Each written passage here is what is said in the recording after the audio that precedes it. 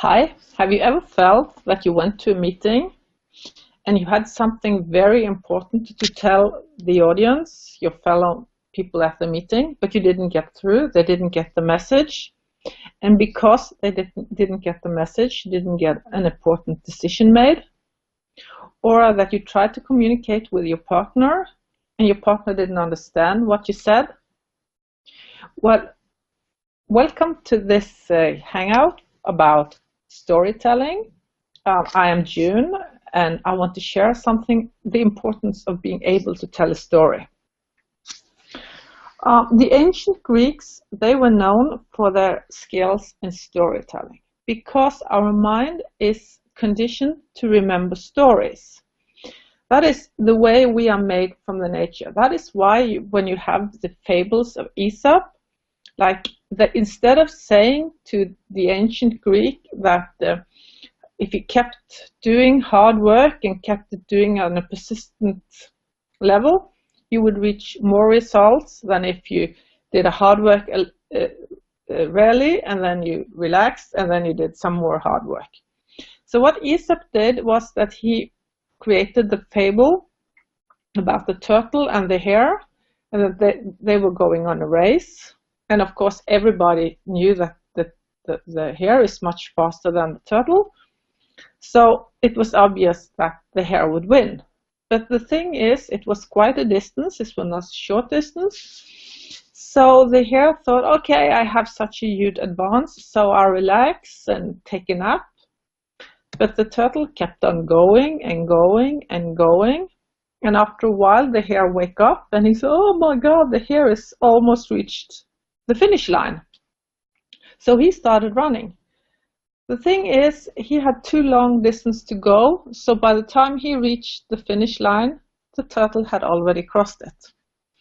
And we still remember that story. We still take the point, even though it wasn't said explicitly. And this is the way our mind is conditioned, because we remember stories, we remember images. It's like when you see an image, you can't unsee it, but you can forget the words people said to you. You can forget the numbers, or you can forget, yeah. And this is the same with stories. And it's a famous example of this is the former president Ronald Reagan. He was trying to communicate how heavily in debt the American nation was, United States of America. But even though when he said the numbers, people couldn't comprehend the number because it was such a huge number. And so he had a difficulty getting through to his audience. And then he thought of something, because he was a good storyteller. So he said, if you had a stack of $1,000 bills in the palm of your hand, and it was 4 inches tall, you'd be a millionaire. And people could relate to that. People could relate to being a millionaire, and they could also relate to a stock of $1,000 bills. And then he said, but the debt of America is going, if you take those $1,000 bills and stack them, they are reaching to the moon and back to the earth and back to the moon again. And that is a lot of money. That is many millionaires on top of each other. And that is an enormous amount of money. So he could write the numbers up and people wouldn't relate to them, but they could relate to the image of going to the moon and back again.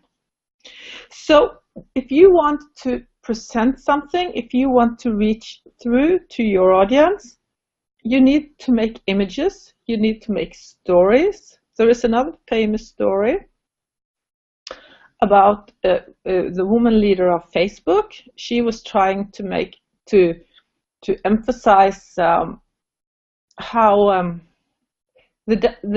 difficult it is for women to reach leadership positions. And she had numbers that showed that there were much more men than women in leadership positions.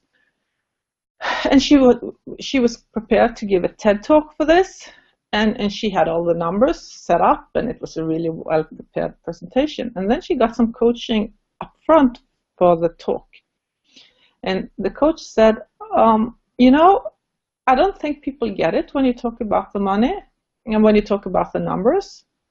And she said, yeah, but it's so important because she had to leave her child behind, and the child didn't want her to leave, and she felt so guilty for leaving her child. And so people said to her, why don't you say, and the coach, said to her, why don't you tell that story? Because that is something that working women can relate to. That is something everybody can relate to, leaving your child behind to go to work. And she said, no, it's personal. I don't want to share my personal life. But she did. She told that story, and the video, the TED Talk, you can see it on YouTube, went viral. Because she was personal, she told a story that has had a much larger impact than the numbers. And that is the same when you see the story of a person that personifies the larger image. So if you want to reach through, try to think of a way to present your message with a story. Try to wrap a story around your message, and then people will listen to you, and you will have a much larger impact. So thank you for listening. Thank you for taking the time. And I wish you best of luck with your stories. And if you want to share something in our community and join our community, that would be very nice. Much welcome. Thank you.